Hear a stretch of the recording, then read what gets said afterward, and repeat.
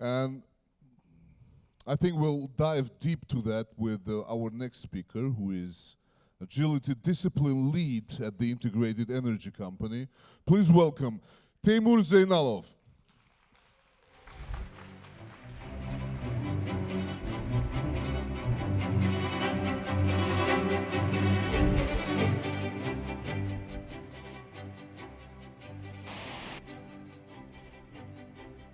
So thank you very much. I hope you all feel energized from the coffee break.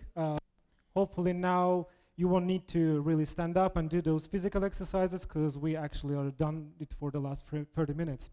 So I'm going to talk about the professional agile leadership and the role of the psychological safety in it. And I want to make a story out of that. So I watched a couple of the TED Talks, and I know that the stories are something really powerful, something really stays in people's minds. So today's story is about the CEO of the energy company, who is called, surprise, surprise, Narmina. Because big kudos to Narmina, by the way, huge applause to Narmina, who made this event happen. And here how the story begins. Narmina, who is chief executive at one of the energy company, walks into the coffee shop. And while waiting on the line, she overhears two young professionals talking. And unintentionally, she really hears what they're talking about. So, lady, she says, you know, I used to work in a lot of energy companies, and I used my engineering background. But I really lacked the real connection of the customers. I built the product, but I didn't know whether that product was fit for purpose. And young gentleman actually shares the similar insights along those lines and says, you know, where I work now is where the mature leaders are helping young professionals to grow and develop. And while listening to their conversations, Narmina starts to understand that they are working in her company. Now, she wanted to really intervene and say, hi guys, I'm your CEO, but she felt uncomfortable and she didn't want really to disrupt them. So Narmina walks to her office and she tries to reflect on the story. And she tries to remember where her agile journey began a couple of years ago. So together with us, let's go back a couple of years before and let's see where the story began. But before doing that, let all us emphasize that the companies who are really driving on the waves of success, they don't feel a need to change unless their existing management approaches and business models are threatened. But by the time they understand that, isn't that too late to make a change? So here is the story. So here's Narmina. She's a CEO of Güneş Energy Company, which has it's a very traditional company, has its roots going back to 100 years. And nowadays, her business model is being challenged by new, fast-growing, small energy utilities, so which are providing the alternative energy solutions for the customers, and they are making it cheaper. So Narmina feels that her current business model needs to be changed. And here what she does. There's some exciting step that she does. So she calls a board meeting and say, hey everyone, starting from today, I would like to announce that I'm acquiring a new company, small company called Körpü Energy.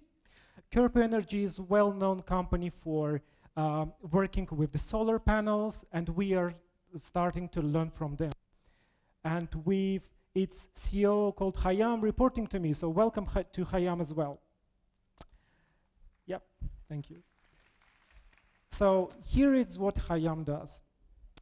So Hayam starts to make a series of the workshops. He tries his best to really teach the people about his agile journey, about his agile success, and he does that in terms of teaching them the empiricism and lean thinking. And day after day, there is one guy appearing on the screen right now with the red arrow. So this is the PMO. And don't rush to call this guy with the fixed mindset. So let's hear from that guy first. So the guy's name is Teymur. Apparently the guy with which raises the concern. So here is the concern that Teymur raises to Narmina. You can read it from the screen. Narmina, with all due respect, I don't find this experiential learning stuff very compelling. For years, we know that our problems are mostly a matter of not executing our plans very well. So basically, the project management officer's concern is that we are failing when we are not executing our plans. And before revealing Narmina's answer, I would like to give you an opportunity to be in Narmina's shoes for a second. And please raise your hands who would like to pretend to be Narmina and say what might be Narmina's response to Teymur's concern. We have microphones here, so you are part of the story right now. We have a hand here.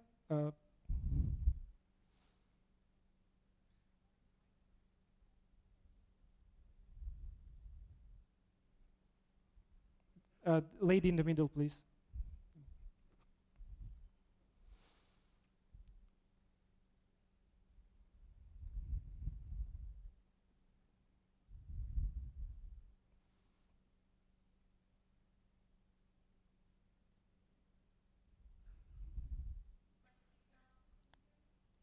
I can repeat that, no worries.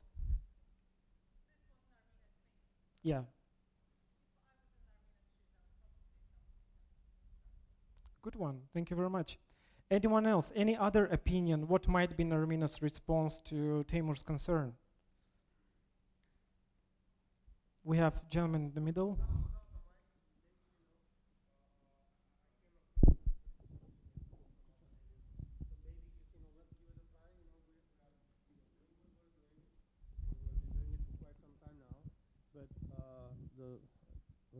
The world is changing and we need to change, time are changing and we need to change with the times. So let's give it a try, in the real, sense of empiricism. Let's try it out and see if it works or not.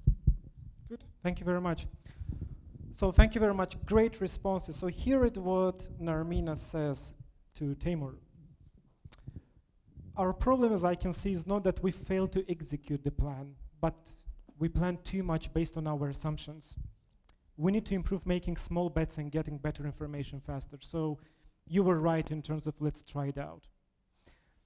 So I'm not going to dive deep into their conversation, but I would like to really step back for a second and would ask you a question. Do you reflect the conversation that is happening being very vocal and open and trustful? How both parties with a different view shares openly their concern? Yep. So what reflection does it give to you? What do you observe here? The trust.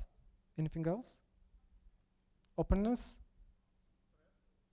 Threat?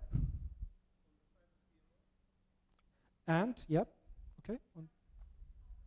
Courage? Teamwork, great. Challenge, perfect. All these things which are shared openly mean that that team has a psychological safe environment. That even if the PMO is not agreeing with the approach, PMO can really say loudly about that to his CEO. So let's dive into the psychological safety piece, and let's start with the official Wikipedia terminology of what psychological safety is. So here is how Wikipedia identifies psychological safety. Its ability to share one's thoughts and feelings without the risk of damaging one's reputations or standing. In other words, it's the ability to raise the opinion without any fear to be, intimidated or, like you said, threatened. If one makes a mistake, if one asks a question or proposes a new idea. M. Edmondson, who is the Novartis professor in the Harvard Business University, says, when people don't speak up, you risk preventable business failures. When people don't speak up, you risk not innovating. So let me give you another story here. a new CEO calls a board meeting and asks every manager to share their stories. So presentation after presentation, the people are sharing their success stories, how they fulfilled the plan, how they really generated an income, etc. At the end of the presentation, CEO thanks everyone and says, guys, thank you very much for today's meeting. I know that the situation is not exactly as you're describing, so our shares are falling down, our customers are choosing other faster competitors. So I would like for our next board meeting, if you would be at least more honest with me. You will be sharing a more sobering reality with me, which I want to hear. So here is what happens at the next board meeting. The very first CEO stands up and starts to share the real picture of them not being able to, follow the plan, how their customers of their department choosing another competitors. And here's what CEO does. CEO stands up and he does something really powerful. He starts to applaud and he starts to thank that CEO for that honest picture. And he does that with every single manager. That small action, this is something that the agile leaders can create in their organization. By making sure that the different opinions are heard, even unpopular opinions, but those opinions are also heard and those opinions are making that valuable change, that is something that the leaders should do in their organization. Let's talk about the purpose for a second.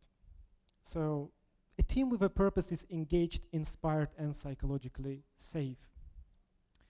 So here is the story about the purpose.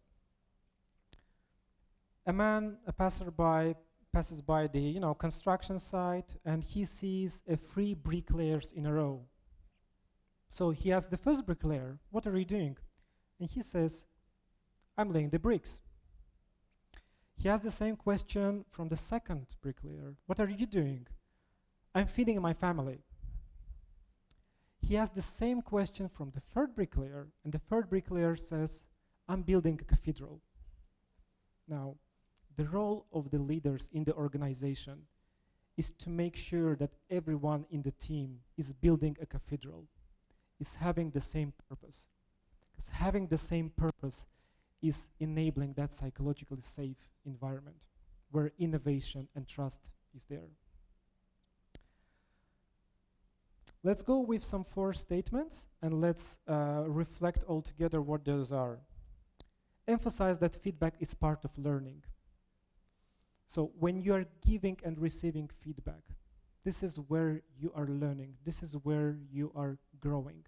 And like in every learning environment, this is not perfect from the first time. So you are learning each and every time. Always share impact.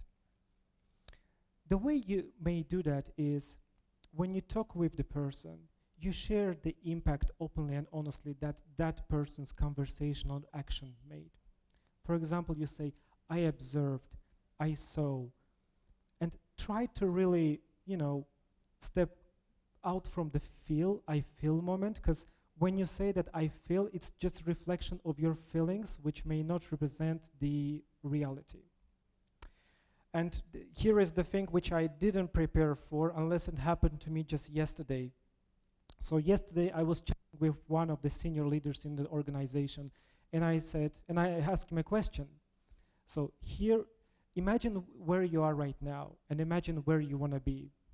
So what is it, that gap? And let's see how we can work it out together. He thought for a minute and said to me, I want my people to feel empowered that they can make actions on their level. And then I said to him, okay, then can you share the impact that creating the psychological safe environment may create a benefit for your organization? So share the impact of the success story, even the small one, and you will see the difference. Recognize that your feedback is necessarily incomplete. So we're all human beings, and we all may know just part of the story. You may say something along those lines that, this is what I know, but I do recognize that I may not know the full story. So please engage me. Please help me to understand where you're coming from. And model curiosity. Always ask questions. Always encourage people to ask you questions. Now, let's move to another interesting topic about the performance management and link it back to the psychological safety. I have a question for you. How do you think performance reviews should happen in agile organization? Again, same approach with microphone. I'm sorry? Continuous. Perfect.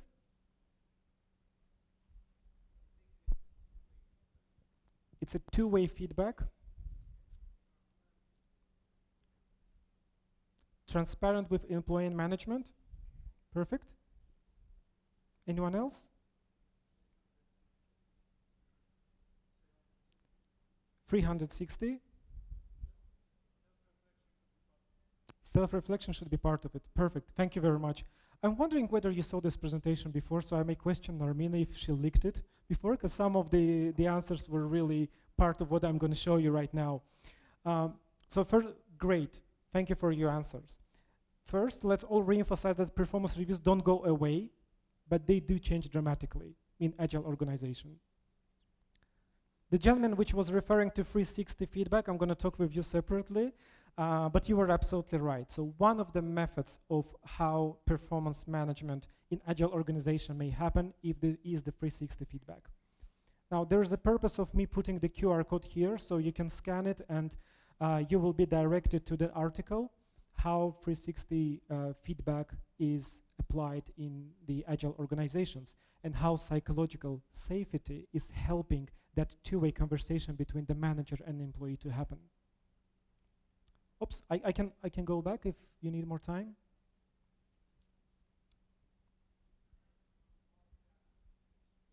I'm sorry?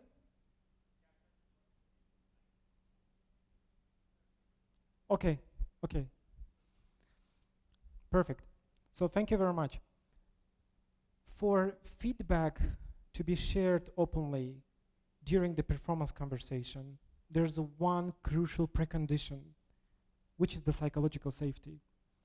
If the psychological safety is not there, I mean, you may not receive whatever you want from that performance review. And we didn't mention that, but if we talk about the key difference in the performance review conversations from the old model, in the agile model, the fact that the performance review conversation is happening from collectively receiving the feedback from the person is directly working with, versus just the manager who may not be aware what that person does for the entire year. So that's really important. Question, before closing the performance review conversation in the whole psychological safety topic here, I would like to ask from, let's say, one of you to share the example of one good psychological safety environment and the outcome, and one bad psychological safety environment and the outcome. So who would be that brave person?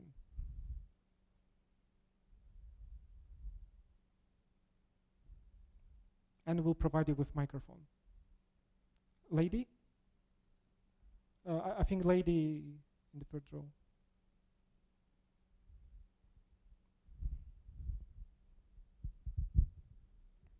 Thank you. I'm gonna give you example. This example should be that it happened to us, or just generally we can give. Generally, you may give a general example as well. Okay. I'm gonna give example of bad physical safety environment.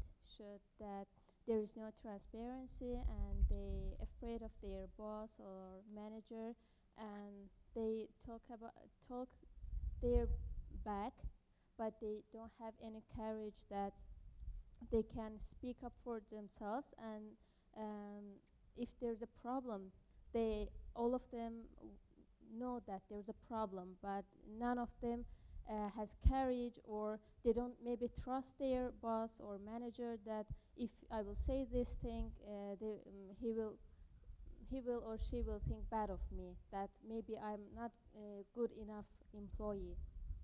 So actually it happened to me. Of course, I'm gonna not say where, but it happened to me, and it's not good, and it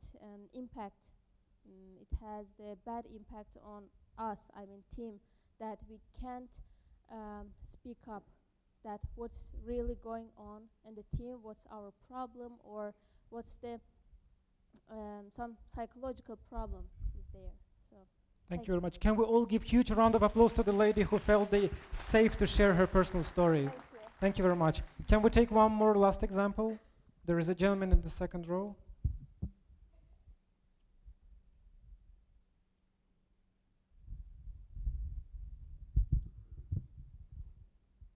Hassan Hussein of Agility Coach.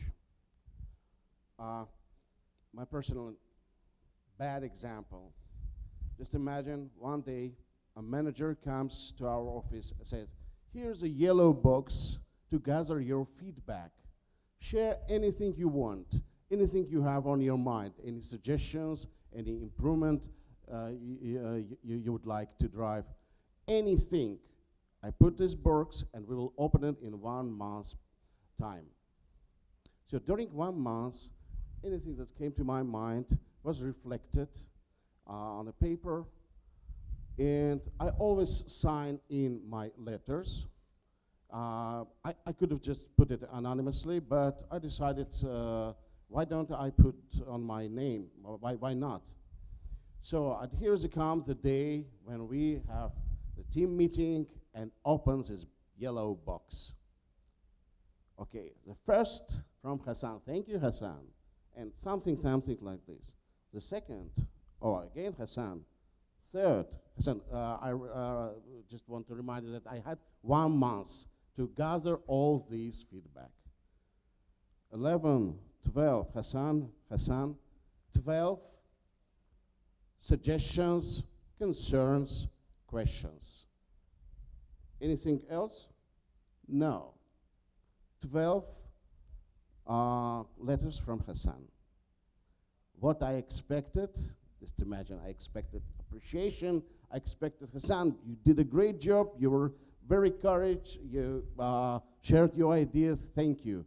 What I received, Hassan, may I talk to you after this? So it seems that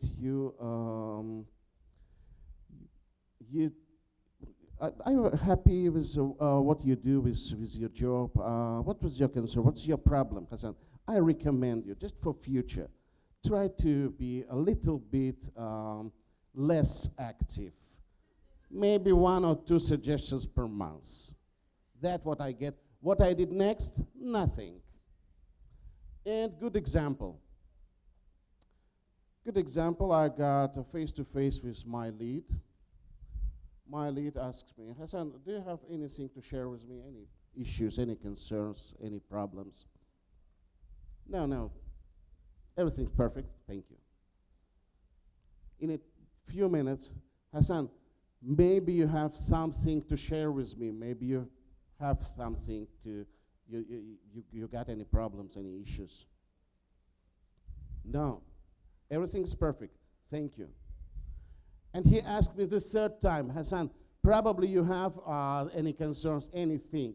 And I say, actually, yes. And here's it is, because it was in somewhere deeper in my mind. It was not, I was not prepared. I was not going to share it. But asking me 3 times during this conversation, it helped me to unlock these thoughts. It helped me to share. And actually what I get, no argues, no saying, no, you're wrong. Your vision is absolutely different. You are too negative. Try to stop it. I've got appreciation. Great story. I got thank you for this feedback. I will think, how can we deal with this? Great story. Thank you very much, Hassan.